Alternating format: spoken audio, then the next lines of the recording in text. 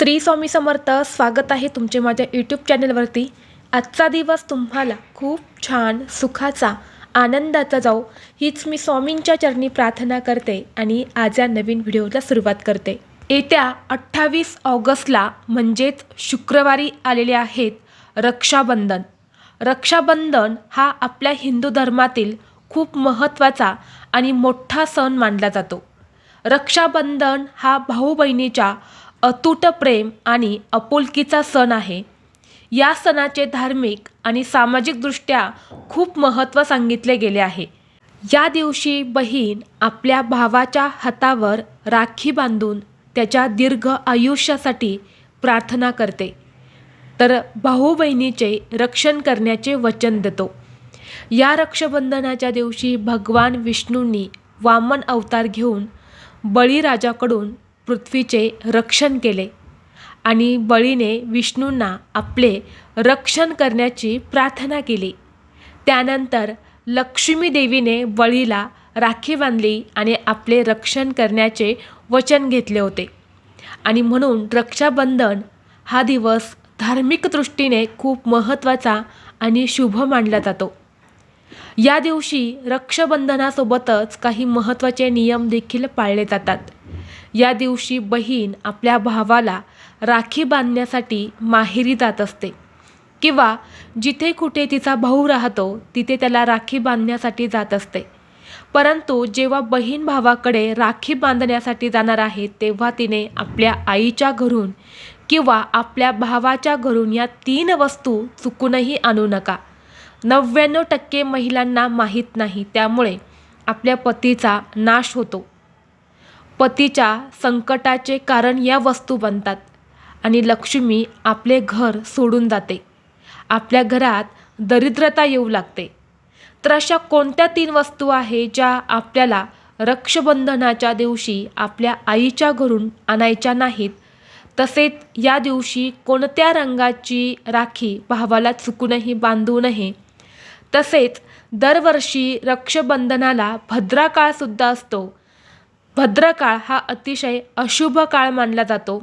भद्रकाळामध्ये जे पण कार्य केले जाते त्याचा सर्वनाश होतो. म्हणून यंदा रक्षाबंधनाच्या दिवशी भद्रकाळ कोणता असणार आहे, तसेच राखी बांधण्यासाठी शुभ मुहूर्त कोणता असणार आहे, याबद्दलची संपूर्ण माहिती या व्हिडिओमध्ये मी तुमच्यासोबत शेअर करणार आहे. त्यामुळे तुम्ही हा व्हिडिओ स्किप न करता शेवटपर्यंत नक्की पहा. चॅनलवरती नवीन असाल तर सबस्क्राईब करा आणि असेच माहितीपूर्व नवनवीन व्हिडिओ पाहण्यासाठी बेल आयकॉनलाही प्रेस करा. म्हणजे जेव्हा कधी मी नवीन व्हिडिओ अपलोड करेल त्याचं नोटिफिकेशन सर्वात अगोदर तुम्हाला भेटेल आणि तुम्ही एक पण व्हिडिओ मिस करणार नाही. तसेच व्हिडिओला एक हाईप देखील द्या. यंदा 2026मध्ये रक्षाबंधन हे नेमकी कोणत्या दिवशी साजरे केले जाणार आहे? यंदा नारळी पौर्णिमा ही 2 दिवस आली आहे. त्यामुळे अनेक जणांच्या मनामध्ये एक भ्रम निर्माण झाला आहे की रक्षाबंधन नेमकी कधी साजरे करावे. तर पहा, दरवर्षी नारळी पौर्णिमेला रक्षाबंधन हे साजरे केले जाते. नारळी पौर्णिमेचा प्रारंभ 27 ऑगस्टला सकाळी 9:08 होणार आहे आणि समाप्ती दुसऱ्या दिवशी सकाळी म्हणजेच 28 ऑगस्टला सकाळी 9:47 होणार आहे.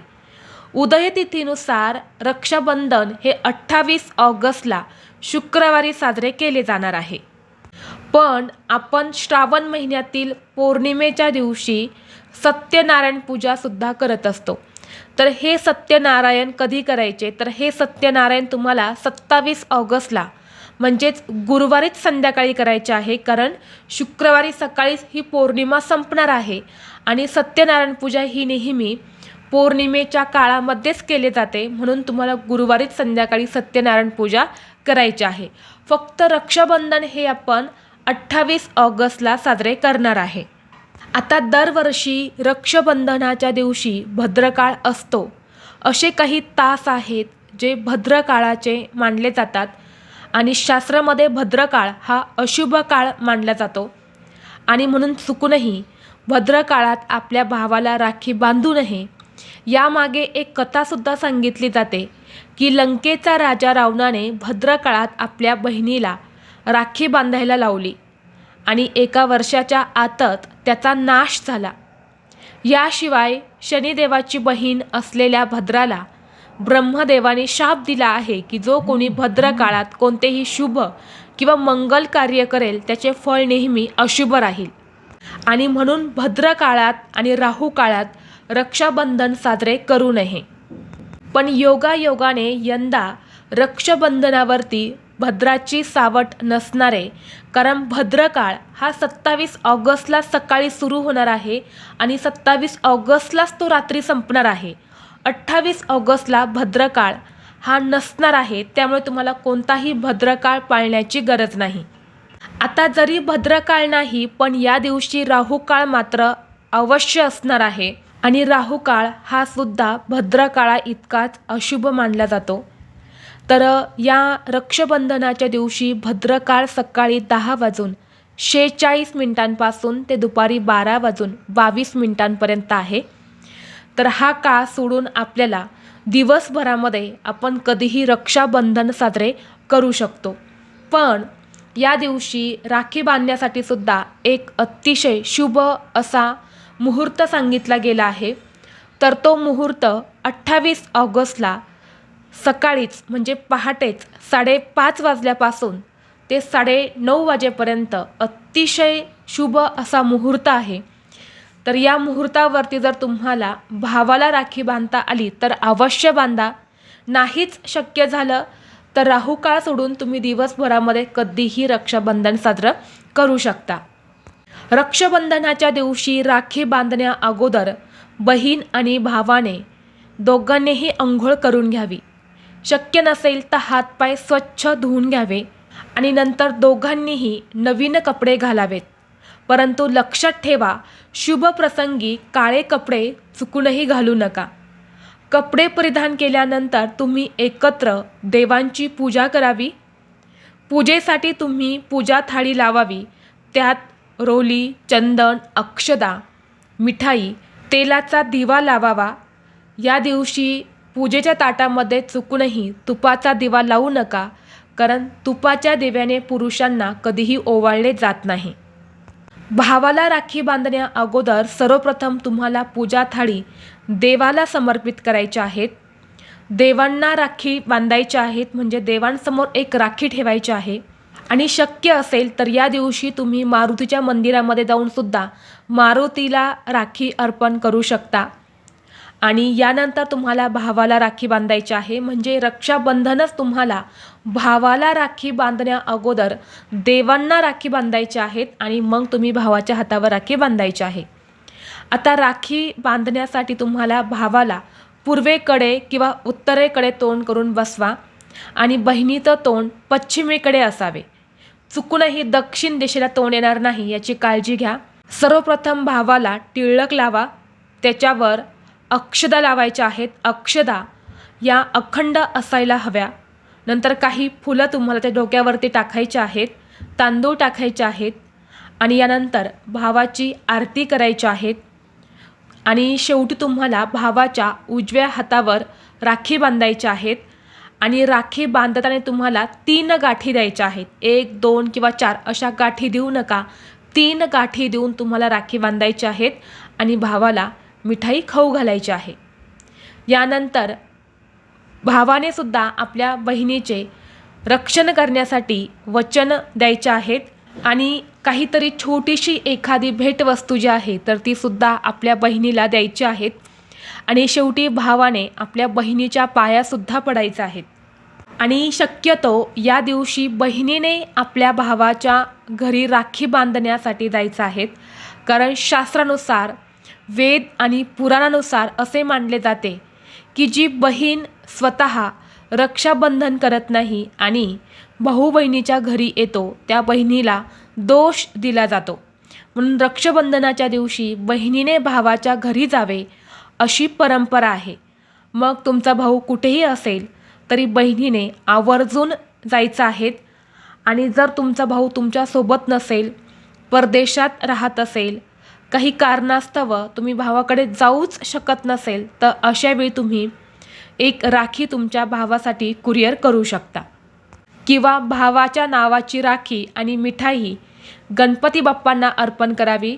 गणपतीलाच आपला भाऊ मानून भावाच्या नावाची राखी गणपती बाप्पांना बांधावी.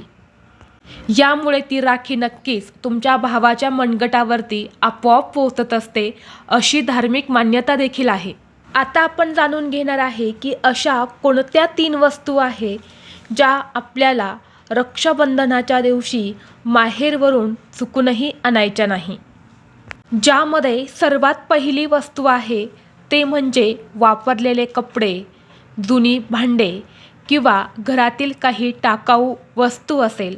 अनेक वेळा जेव्हा स्त्रिया माहेरी जातात तेव्हा माहेरी गेल्यानंतर आपल्या आईच्या किंवा आपल्या भाऊजाईच्या काही वस्तू असतात, वापरलेल्या काही कपडे असतील, काही साड्या असतील किंवा त्यांच्या घरात अशा काही पडून असलेल्या वस्तू असेल, भांडी असेल, तर ती आपल्या कामी येतील म्हणून आपण त्या वस्तू सासरी घेऊन जात असतो. पण शास्त्रानुसार या शुभ प्रसंगी रक्षाबंधनाला माहेरवरून येताना अशा वस्तू चुकूनही आणू नका. यामुळे माहेरची नकारात्मक ऊर्जा किंवा त्या घरातील जे काही दोष आहे ते तुमच्या वास्तूमध्ये, तुमच्या संसारामध्ये येत असतात आणि त्याचा थेट दुष्परिणाम हा तुमच्या पती पत्नीच्या नात्यावर पडत असतो. पतीच्या नोकरी व्यवसायामध्ये अडचणी येतात, मोठे नुकसान होण्याची सुद्धा दाट शक्यता असते. घरात आर्थिक समस्या येत असतात, घरातून लक्ष्मी ही काढता पाय घेते आणि म्हणून ही एक वस्तू आपल्याला चुकूनही आणायची नाही. यानंतर पुढची वस्तू आहे ते म्हणजे टोकदार वस्तू. मग त्यामध्ये सुरी असेल, चाकू असेल, ब्लेड असेल, कात्री असेल किंवा काही टोकदार आणि धारदार अशा वस्तू असेल तर त्यासुद्धा महिलांनो आपल्या माहेरातून चुकूनही आणू नका. ज्योतिषशास्त्रानुसार असं म्हटलं जातं की मुलगी सासरी चालली असताना सुई किंवा धारदार वस्तू तिच्यासोबत कधीच देऊ नये किंवा स्वतः मुलींनी कधीच नेऊ नये. अशा गोष्टी नेल्याने नात्यात गोडावा येण्याऐवजी कटुता येते आणि त्यामुळे या दिवशी या गोष्टी देणं किंवा या गोष्टी घेऊन जाणं आवर्जून टाळायचं आहे. तसेच या दिवशी जेव्हा भाऊ आपल्या बहिणीला काही भेटवस्तू देतो तेव्हा त्या भेटवस्तू देताना सुद्धा टोकदार वस्तू असतील तर त्या चुकूनही तुम्ही भेटवस्तू म्हणून देऊ नका. यानंतर पुढची वस्तू आहे ते म्हणजे घड्याळ. बऱ्याच वेळा आपल्या माहेरच्या घरी एखादं हातातलं किंवा घरातलं घड्याळ असतं, ते बंद पडून असतं आणि अशावेळी आपण म्हणत असतो की हे घड्याळ मी घेऊन जाते आणि नीट करून मी वापरेल, पण हे पूर्णपणे चुकीचं आहे. अशावेळी जेव्हा आपण हे घड्याळ घेत असतो तेव्हा आपली स्वतःची चांगली वेळ आपण स्वतःहून थांबवत असतो. कारण घड्याळ हे एक काळ, वेळ आणि भाग्याचे प्रतीक असते आणि माहेरवरून बंद पडलेलं घड्याळ आपल्या सासरी आणणे म्हणजे आपल्या घरातली कामं बंद करणं, घरात अडचणी येणे किंवा कुटुंबामध्ये भेदभाव निर्माण होते. पतीच्या महत्त्वाच्या कामामध्ये अडचणी येत असतात म्हणून ही एक वस्तू तुम्हाला चुकूनही न्यायची नाही. यानंतर पुढची वस्तू आहे ते म्हणजे लोणचे. असे मानले जाते की मुलीला सासरी पाठवताना कधीही लोणचं देऊ नका. तिच्या आयुष्यावर आणि तिच्या पतीवर नकारात्मक परिणाम होतो. नातेसंबंध बिघडू लागतात. लोणच्याला जशी चव आंबट असते तर त्याचा थेट संबंध त्यांच्या नात्यावर पडत असतो. यामुळे त्यांच्या नात्यात अडचणी निर्माण होतात. नवरा बायकोमध्ये अनेक समस्या ज्या आहेत तर त्या उद्भवत असतात. त्यामुळे लोणचं चुकूनही देऊ नका. तसेच या दिवशी तामसिक पदार्थांचं सेवन चुकूनही करू नये. कांदा, लसूण, मांस, मच्छी, अंडी यासारख्या पदार्थांचे सेवन या दिवशी करू नका. कारण रक्षाबंधन हा सण पौर्णिमेला साजरा केला जातो आणि पौर्णिमा ही माता लक्ष्मीला समर्पित असणारी तिथी आहे. त्यामुळे हा एक नियमसुद्धा अवश्य पाळायचा आहे. तर ही अत्यंत महत्त्वाची माहिती मला तुमच्यापर्यंत शेअर करायची होती. व्हिडिओ तुम्हाला आवडला तर लाईक करा आणि आपल्या मित्रपरिवारासोबत जास्तीत जास्त शेअर करा. चला तर मग भेटू असंच पुढल्या एका नवीन व्हिडिओमध्ये. तोपर्यंत सर्वांना श्री स्वामी समर्थ.